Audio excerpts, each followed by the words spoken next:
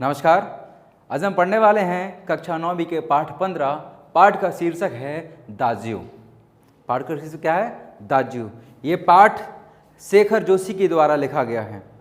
इस पाठ में शेखर जोशी ने बताया है कि कैसे एक मीठी वाणी से अनजान व्यक्तियों में भी अपनत्व की भावना जाग सकती है, और बताया है कि कैसे कटुवाणी से कैसे अपनेपन का जो रिश्ता होता है वह भी छिन्न भिन्न हो सकता है। अपना रिश्ता यानी कि जो संबंधी होते हैं उनमें वो भी आपस में दूर हो सकते हैं या उनमें भी दूरी आ सकती है।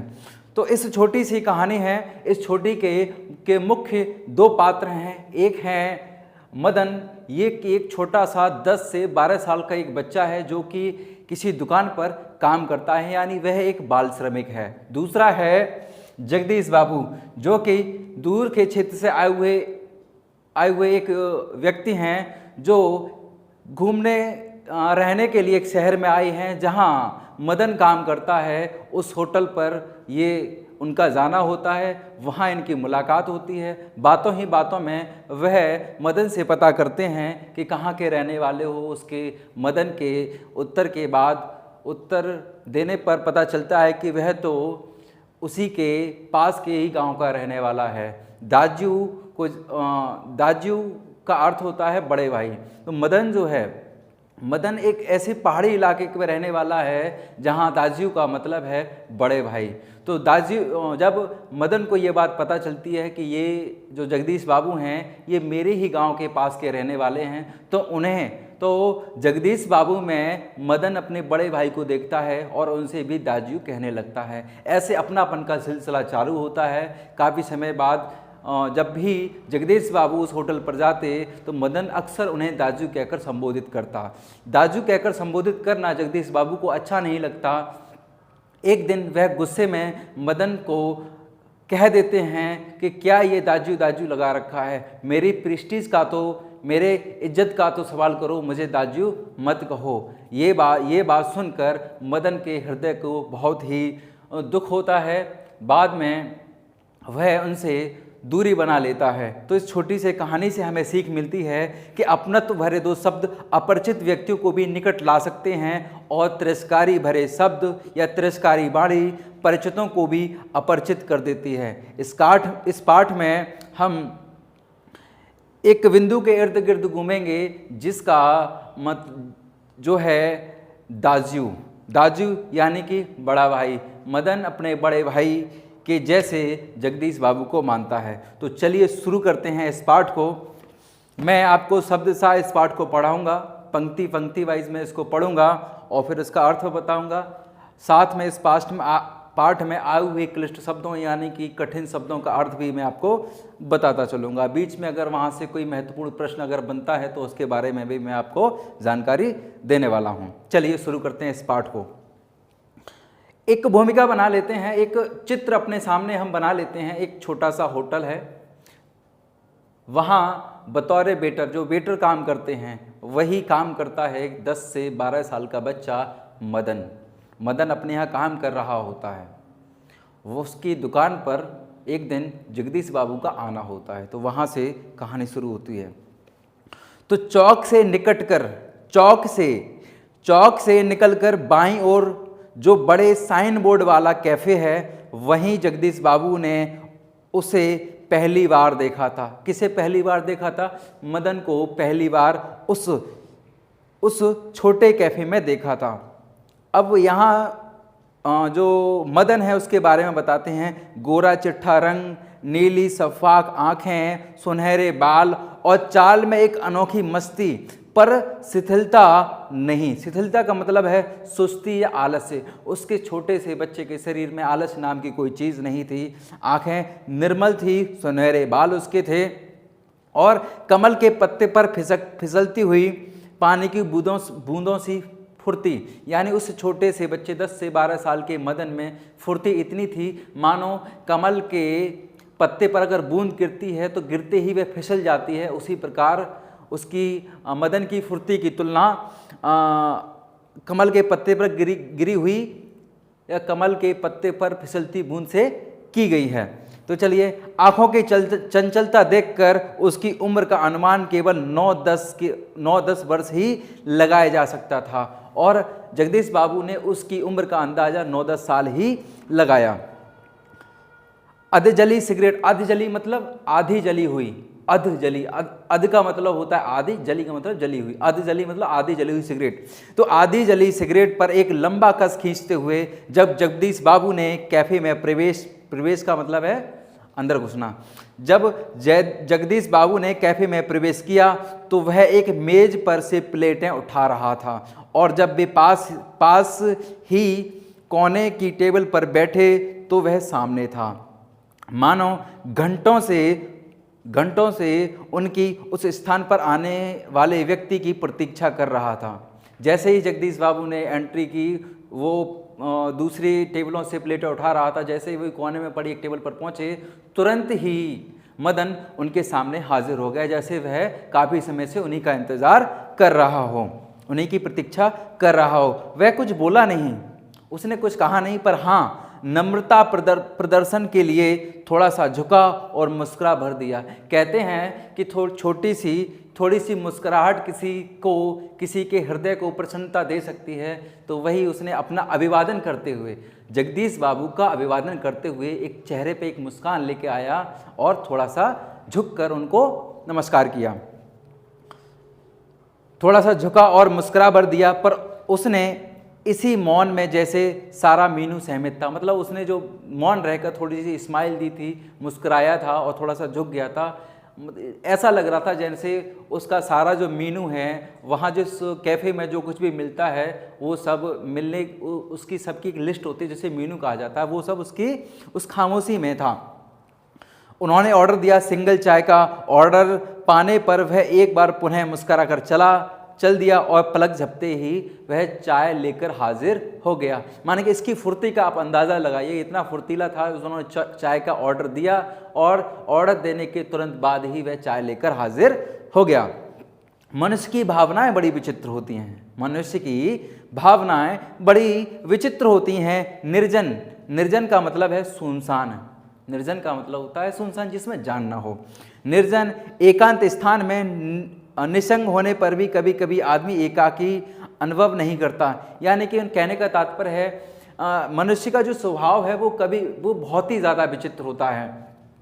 भरी सभा में बैठा हुआ व्यक्ति भी कभी कभी अकेलापन महसूस करता है और कभी कभी बहुत एकांत में बैठा हुआ व्यक्ति भी एकाकीपन यानी एकांत या अकेला खुद को महसूस नहीं करता। इस बात के बारे में बताते हुए लेखक ने कहा है कि मनुष्य की भावनाएं बड़ी विचित्र होती हैं। निर्जन यानी सुनसान या एकांत स्थान में बिना किसी के साथ होने के बावजूद भी वह व्यक्ति अकेलेपन का अनुभव नहीं करता। लगता है कि इस एकाकीपन में भी सब कुछ कितना निकट है, कितना अपना है। यानी मनुष्य की प्रवृत्ति है, वो अगर चाहे तो अपने आप को बहुत अच्छा यानी अपने आप को अकेलेपन से दूर कर सकता है, चाहे उसके पास व्यक्ति हो या ना हो, चाहे उसके पास ढेरों व्यक्ति, उसके आसपास इर्द गिर्द ढेरों व्यक्ति हो ना हो, मगर उसके बावजूद व्यक्ति अपने आप को अपना अकेलापन दूर कर सकता है। उसके बारे में लेखक ने यहाँ कहा है कि फिर कहते हैं परंतु इसके विपरीत कभी कभी सैकड़ों नर नारियों के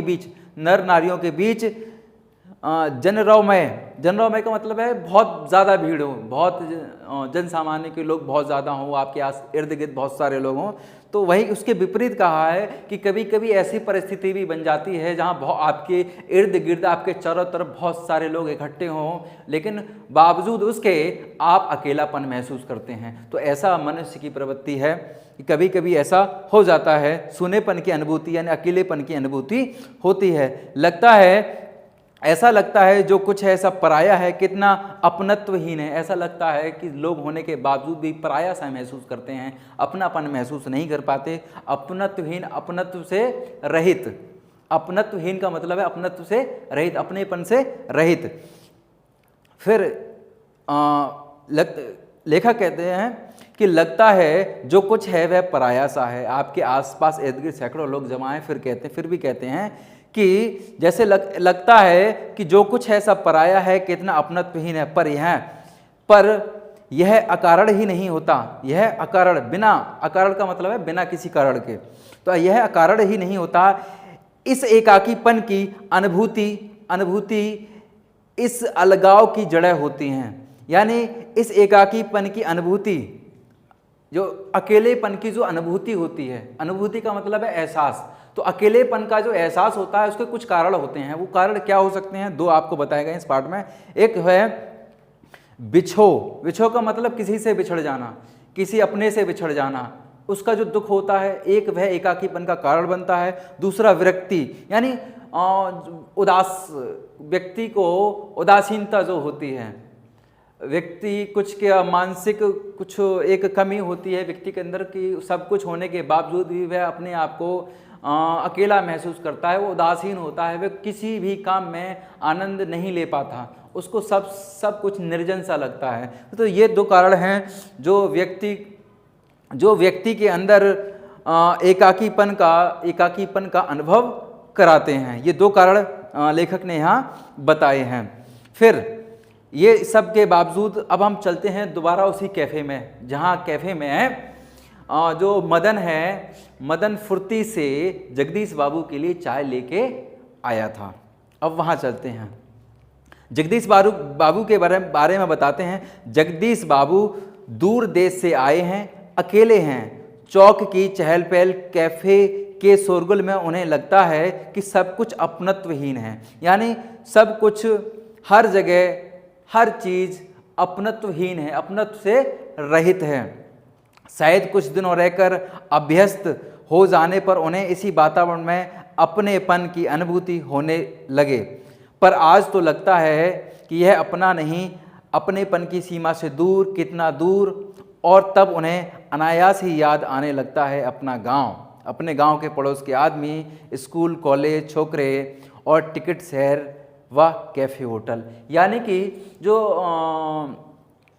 जगदीश बाबू जो हैं, जगदीश बाबू उस कैफ़े में आए हैं, मदन ने उनको चाय पिलाई है, चाय पीते पीते उन्हें इस चीज़ का एहसास होता है, यानी वहाँ इतना शोरगुल है, लोग आ रहे हैं, जा रहे हैं, किसी से कोई बातचीत नहीं है। कैफ़े में आए, चाय पी, अपना नाश्ता किया और लोग चले जा रहे हैं। जैसे कि बड़े बड़े शहरों में लोग एक दूसरे से मतलब नहीं रखते, गांव में तो माहौल उल्टा होता है। गांव में अगर कोई अनजान व्यक्ति भी है तो भी उससे जो है अभिवादन उसका कर लेते हैं। अभिवादन में जय श्री कृष्णा या राम राम या फिर जय भीम या फिर और भी शब्द होते हैं अभिवादन के, नमस्कार, ये सारे शब्द जो है अनजान व्यक्तियों से भी कर लेते हैं। लेकिन बड़े शहरों का में ऐसा नहीं होता, लोग अपने कार्य से मतलब अपने काम से मतलब रखते हैं। तो वहीं चौक के चहल पहल, कैफ़े चौक के चहल पहल, चौक जो था उसकी चहल पहल और कैफ़े के शोरगुल में उन्हें लग रहा था कि जैसे यहाँ अपनापन है ही नहीं,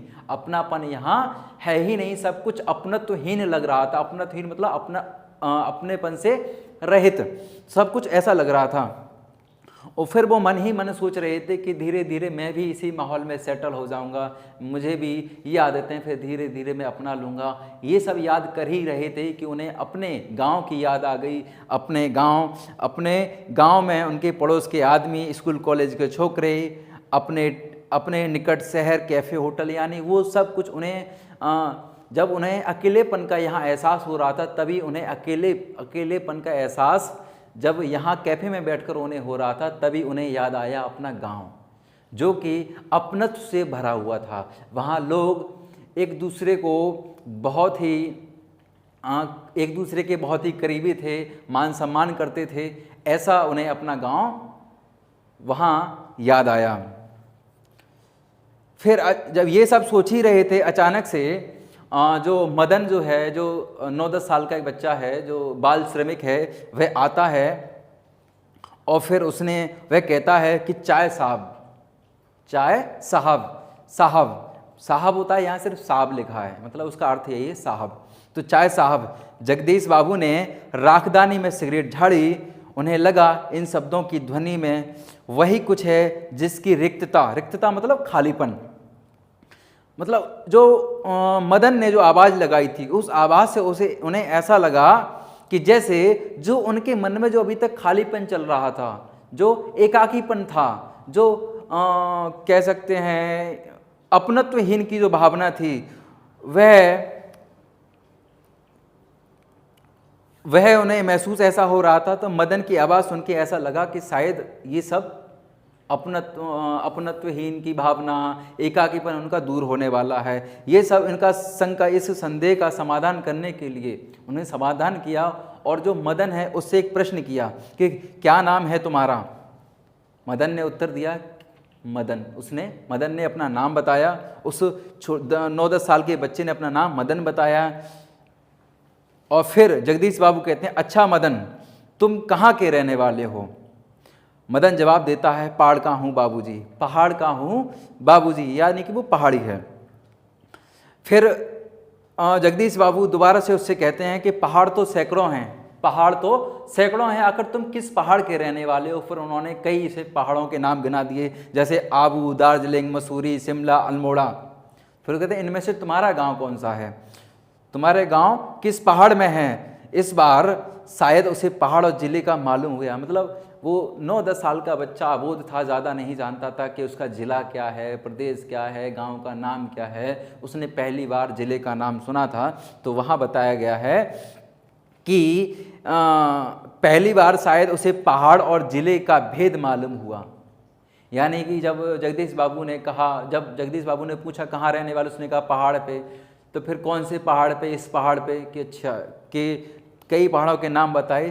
तब उसे ये सब जगदीश बाबू ने प्रश्न किए, तब उसे इस बात का एहसास हुआ कि पहाड़ और ज़िला दोनों अलग अलग चीज़ें होती हैं, दोनों ही अलग अलग चीज़ें होती हैं। इस बार फिर मदन जो है मुस्कुराकर बोला, अल्मोड़ा साहब, मैं अल्मोड़ा का रहने वाला हूँ। फिर तुरंत ही जगदीश बाबू ने दूसरा प्रश्न फिर किया। दूसरा प्रश्न था कि अल्मोड़ा में कौन सा गांव?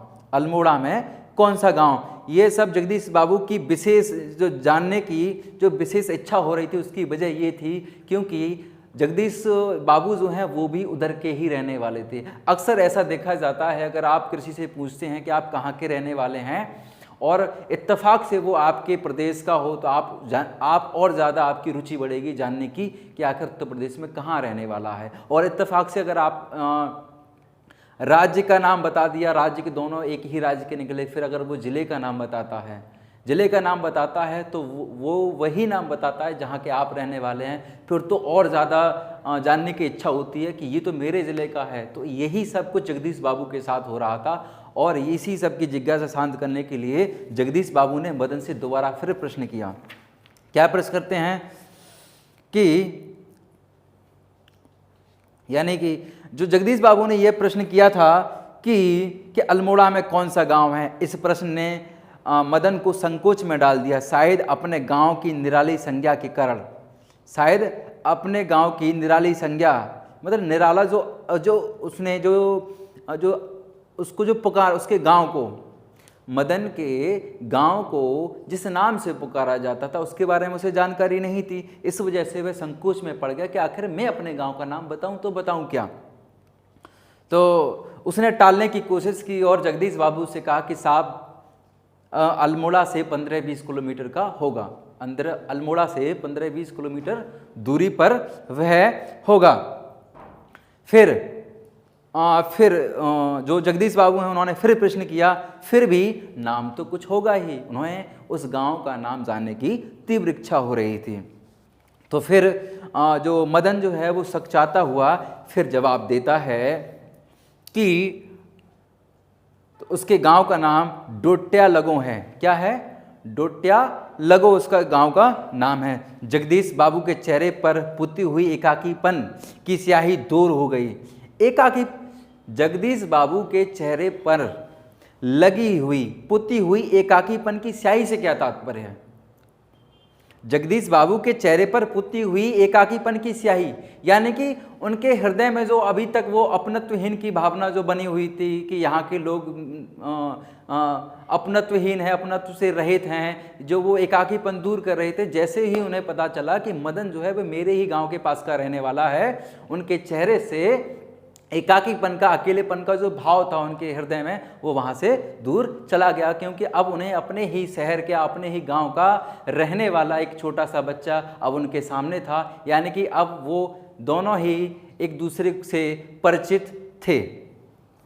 तो जगदीश बाबू के चेहरे पर पुती हुई एकाकीपन की स्याही दूर हो गई और जब उन्होंने मुस्कुराकर मदन को बताया कि वे भी उसके निकटवर्ती गांव के रहने वाले हैं, तो लगा जैसे प्रसन्नता के कारण उसके अभी मदन के हाथ से ट्रे गिर पड़ेगी। यानी कि जब जगदीश बाबू ने बताया कि वह भी उसी के गांव के पास के ही रहने वाले हैं, तो मदन जो है वह काफ़ी प्रसन्न हुआ और उसकी प्रसन्नता से जगदीश बाबू को ऐसा लगा जैसे कि ये बहुत ज़्यादा खुश है और कहीं ऐसा ना हो उस खुशी के मारे इसके हाथ से जो ट्रे है वो छूट के गिर जाए।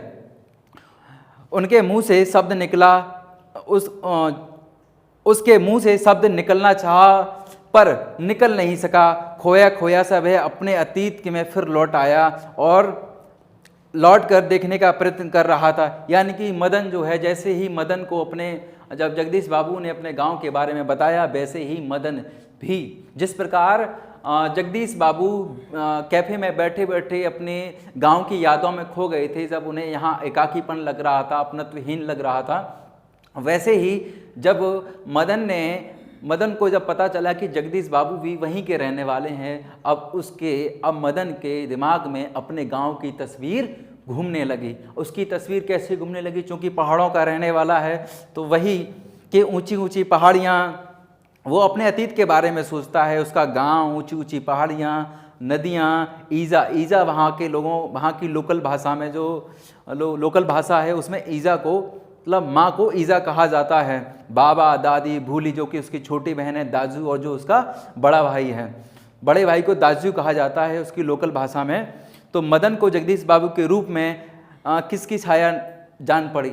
यानी कि अब जैसे ही वह अपनी सोच में, अपने गांव की सोच में डूब गया, वहाँ अपने परिवार के सभी सदस्यों का चेहरा एक बार उसके सामने से घूमने लगा।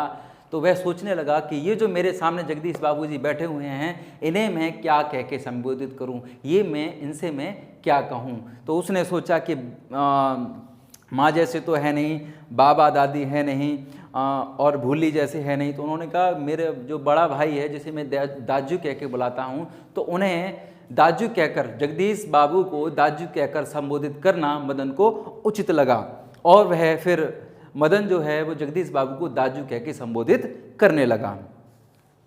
दो चार ही दिनों में मदन और जगदीश बाबू के बीच अजनबीपन की खाई दूर हो गई। अजनबीपन की खाई से तात्पर्य है जो उनमें जो एक दूसरे से अनजान थे, अब उनमें एक संबंध सा बन गया था। चूँकि दोनों ही निकटवर्ती क्षेत्र के रहने वाले थे, दोनों ही पड़ोसी, इस वजह से अकेलेपन की खाई दूर हो गई। टेबल पर